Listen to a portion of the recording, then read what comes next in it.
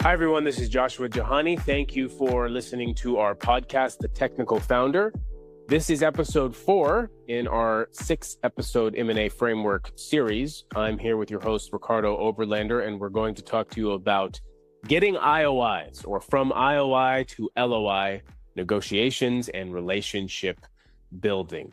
Ricardo, I think this is one of those topics that this is where the M&A process has more stakeholders involved. Prior to this, it's really, 1, 2, maybe 3 groups. But now we've got the external party, we've got the opposing party, we've got a party that has things to gain when the other side has something to lose. And this is really where the game theory begins. Do you agree? I fully agree. And that's, as we mentioned in the first episode, is one of the most critical phases across the M&A process. Yes. When I look at evaluating indications of interest, it's important for our audience to understand the purpose of the document first. It's usually a one-sided letter. Infrequently is it signed by the receiving party. It's a buyer that says, hey, I got information about this business.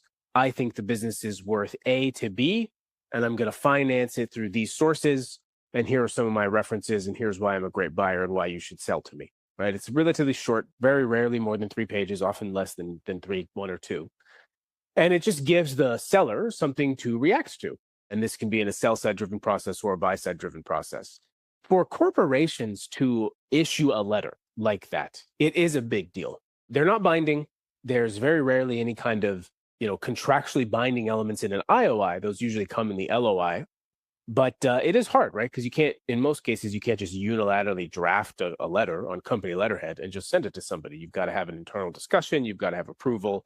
And these things do come back in negotiations.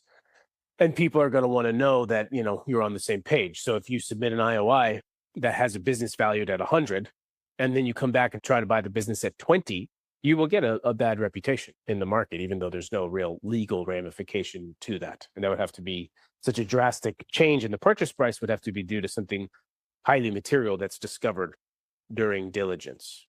When you look at IOIs, Ricardo, and think about the technical founder, what is it that they'll rely on their lawyers for the legalese of it, but what is it that they really need to think about from a strategic perspective when receiving these? First of all, to understand that IOI is not validation, it's not commitment, it's not momentum, it is information. It tells you who is curious, who understands your positioning, who is signaling seriousness, who is anchoring low, who is positioning for repricing. And that, regrettably, is a combination that often leads an experienced professional to misread the situation. Once an effective professional may read behavior, not just numbers, an experienced professional can be, misled by different readings of the situation. I agree. And I would add to that the buyers sometimes take the IOIs too seriously. So, buyers, I think they look at it from their perspective that generating a document is, a lot of effort. And they are getting kind of anchored to some numbers, and maybe they wish they had more information prior. But I think that buyers often discount how important such a document is to the seller, because we have almost always a seller that's running a business, right? Their full-time job isn't to talk to this buyer, no matter how much the buyer would like to talk to them. And so the seller is going to get distracted once they receive this information, and they need to know that the buyer is serious and that they're kind of, dating along the same lines of what the final relationship needs to look like. And that's something that, we get a lot of pushbacks from buyers sometimes, particularly smaller buyers, or we get a lot of delays in trying to get IOIs. And, I think that trying to communicate to the buyer the importance of that is something that can also move the sell side process along highly materially. Yeah, and from the buyer perspective as well, managing expectations is absolutely critical, because if you received only one indication of interest, you're negotiating under dependence at the end of the day. If you receive multiple, you're negotiating under comparison. And that difference is huge. Yeah. Multiple indications of interest allow you to test evaluation logic, evaluate seriousness, compare structure, measure responsiveness, create discipline tension. And without tension, negotiation weakens, which actually may lead to an unfavorable outcome for the whole deal. And leverage is not created at the letter of intent stage. It's created here at the end of the day. I think about indications of interest and things that buyers are planning to renegotiate or not. An area where we've been very successful, which has led to a rule at Jahani, is in getting multiple IOIs and being able to empirically get a seller, which in many cases our client, the best offer possible. But there's two rules within that. One rule is that you don't bluff. It does not work. If you have one IOI and you try to pretend like you have two or three, it just doesn't work. So we never bluff, because it ultimately just leads you to negotiating incorrectly. And then the second rule is that we don't get too aggressive. We've had deals collapse or buckle significantly later on in processes, post IOI, LOI, and purchase agreement, et cetera, when a greater financial commitment has been placed by the seller.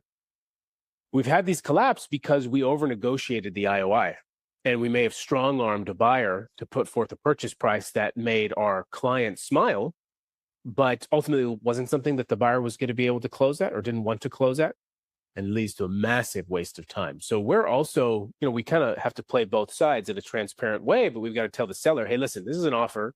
It's fair for A, B, C, D reason, and you need to not negotiate on these two or three components, because if you do, even if we get it, we think it creates a massive risk for the deal later on when you're incurring significant legal expenses. Have you seen situations like that, Ricardo? I did, and I think what you're practicing are very good examples of diligence, good governance, and stakeholder management at the end of the day. And, of course, fairness. Because two indications of interest can look similar on paper, but they rarely are. An effective professionals examine the assumptions embedded in the evaluation, the clarity of structure, the tone of engagement, the pace of response, the depth of strategic rationale. Some buyers lead with aggressive pricing, but fragile logic, is exactly the point that you referred to. Some others lead with slightly lower numbers, but strong structural commitments. And at the end of the day, judgment means understanding which is which. Yes. Yeah. I before we go to conclusions, I have an example that I think our audience will find interesting. So I'm a big audiobook guy, big audiobook. I 2.5 times speed, just tearing through, sometimes one audiobook a week. And I recently listened to Donald Trump's Art of the Deal, which I think was published in the 80s. And one of the things, politics aside, that I was impressed with in that book was how entrepreneurial our current president is. But he gave many examples of deals he had done where, he would constantly get outbid, but these people who were bidding were just overbidding, and he knew they were never going to be able to close for some kind of specific real estate asset.